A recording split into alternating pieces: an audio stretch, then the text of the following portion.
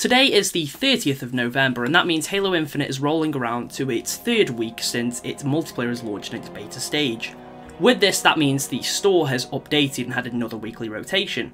We're back to 2 daily items and 2 weekly items, so in today's video I thought I'd take a quick look at these items and decide whether or not I personally think they're worth your money. So how's it going, Magpies? I'm Magpie Leon, and let's jump straight in. So the first of the 2 daily items that we'll be looking at is the Reach FALCON Pilot Pack. This bundle costs 700 credits and contains a nameplate, an armor coating, 2 shoulder pads, and some emblems. Overall, I think for the pricing this isn't necessarily a bad bundle. You don't particularly get loads of items. Obviously the emblems are exactly the same as the nameplate. It's a decent little emblem showing a Reach FALCON, it's kind of cool. The shoulder pads we've seen in Halo Reach already. They're pretty nice. It's just a shame that you have to pay for them and can't unlock them for free. And the armor coating is fine. It's a pale green and yellowish colour. It's a decent enough coating. Definitely not the best, but certainly not the worst. It's better than just having another grey or black, that's for sure. Overall, compared to some of the other bundles we've seen, I definitely see a bit more value here, with it being a relatively cheap one, costing roughly $7 if you want to look at the credits like that. For me, it's about £5-ish. It's a nice little bit of extra customization to make your Reach Spartans stand out from the crowd. The emblems, as I stated, aren't exactly anything phenomenal, but they're a nice little emblem, and the nameplate's a nice addition too. The second of the daily items is the TACTICLAMP 117 pack. Now this contains a coating for the sidekick, the lilac steel, which we've already seen for the assault rifle last week. It also comes with the tactical amp attachment for the sidekick, which I actually think looks quite nice, having this big slab of steel over the barrel. It looks kind of cool. It's like a little suppressor type looking thing. I don't know too much about guns, but it looks cool. You also get a stance called Agent 117, clearly a James Bond reference, but it is a nice little stance. You stand there with your sidekick, and I think it looks quite cool. And last but not least, you get the Big Sur rare armor coating for the Mark 7. This basically just looks like the lilac steel in an armor coating form. It's just a pale blue. I think this looks much better as a weapon coating than it does on your armor. On your armor, it doesn't really stand out all that much, whereas a weapon having a blue coating is definitely a bit different. However, as an armor coating, there's other shades of blue, most of which look nicer. Now, if this is your thing, then go for it. To me, it sort of just looks like the Zeta Sky coating that you get as a pre-order bonus, but without the white undersuit. I think overall this bundle's okay. I'd say it's worth it for the sidekick alone, but the other stuff is definitely a nice addition. It does cost 1,000 credits, which is about $10. Do I necessarily think it's worth $10? Not particularly. As I said, the sidekick is definitely the standout thing here, the attachment and coating for it, but that alone is not worth $10. You do get the stance and armor coating as well, but with the armor coating being very mediocre and the stance being decent enough, I don't really think this is necessarily worth its complete value of 1,000 credits. For the same price, you could get the Battle Pass, which has much more cosmetics and gives you a lot more diversity in those cosmetics. However, I guess you don't unlock weapon coating, so it depends what your taste is. But yeah, for its overall price, I don't really think this one's worth it. However, the cosmetics available there, mostly the sidekick, are pretty cool. Now let's move on to the weekly items. There is the ANUBIS armor set, which I will touch on last, and the Splinter Desert set.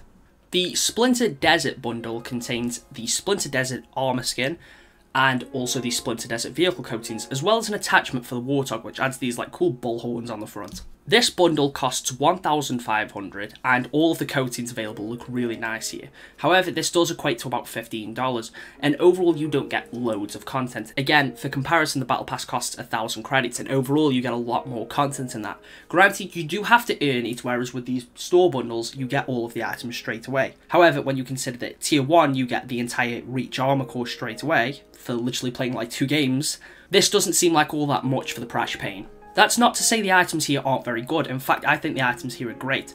I do believe we should get the armor coatings. This doesn't just apply here, but I do believe we should get the armor coating for every core. I think that would add a lot more value if that was the case. However, the coating available and on the vehicles, it looks really nice. I do really like this coating, the sort of desert camo. I think on the Wasp, it looks phenomenal. And it's really cool to finally see a Wasp vehicle skin. So do I think the Splinter Desert bundle is worth it? I'd say it's a little bit more worth it than the Tactical Amp 117 bundle, because overall I see the value in every single one of these items here. All of the coatings look really nice, and the Warthog attachment, again, is a nice touch. I would say if you were to have to pick between this and the Battle Pass, go for the Battle Pass. Without a doubt, you get so much more content there. However, if you are looking for something to buy on the shop, if you want some nice vehicle skins, then definitely go for this. And then the final thing we're looking at today is the ANUBIS armor set. Now, some of you will remember the ANUBIS helmet from Halo 5, and it has had a bit of a redesign. In Halo Infinite, I much prefer its design here. Not to say that I didn't like it in Halo 5, but I wasn't a huge fan of the art direction that Halo 5 took, as most Halo fans weren't. But I think here, the ANUBIS set looks really cool.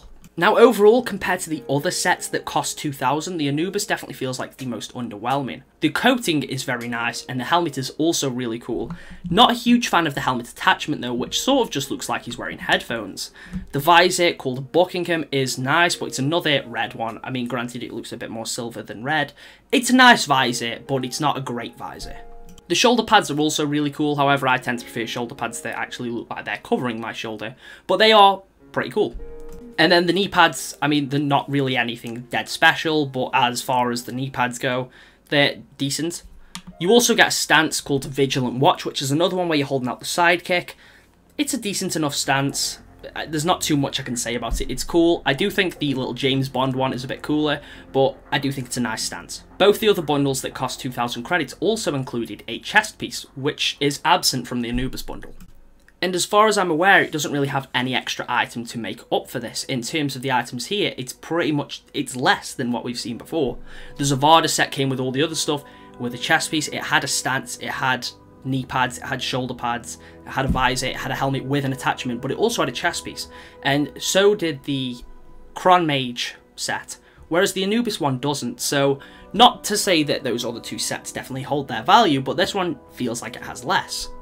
I do like the coating, it's nice, it's colourful, it's vibrant, I think it's cool, and as I said, the ANUBIS helmet is one of the best that we've seen in the game thus far. However, these 2,000 credit bundles are quite expensive. In the UK, they're about 14 quid. I do have Game Pass Ultimate, so I have a little bit of money knocked off, but if you're in the US, these equate to about $2,000, and it's really a matter of how much are you willing to spend on a set of armour. Now, I try to look at it the same way I'd look at a Fortnite Legendary skin. There, if you look at some of the Legendary skins that have been on that game, they cost 2,000 V-Bucks, which equates to about $20.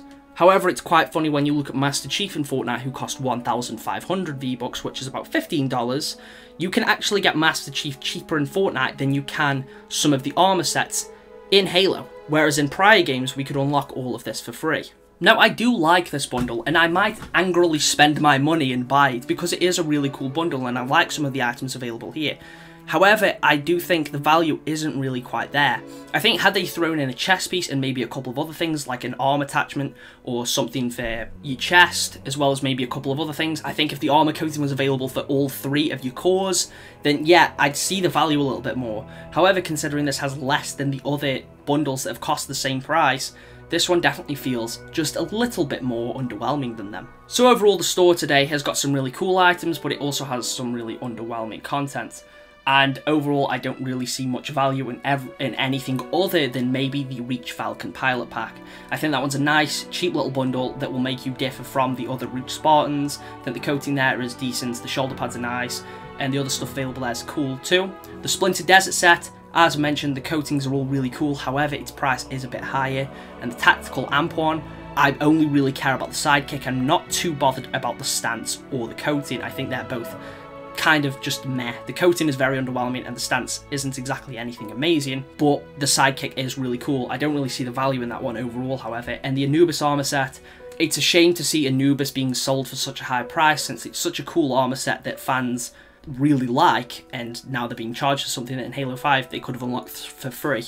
Now, I can't really go and tell you whether or not I think you should or shouldn't buy these items. That's for you to decide. However, majority of the sets here, I don't really see too much of the value in. If you want them, that's your choice. I'm more than likely going to buy some of the stuff here because I like wasting money, apparently. But yeah, that's all I'm going to say about that stuff today, folks. If you have enjoyed the video, make sure to leave a like and consider subscribing if you're new here, and I'll catch you in the next one.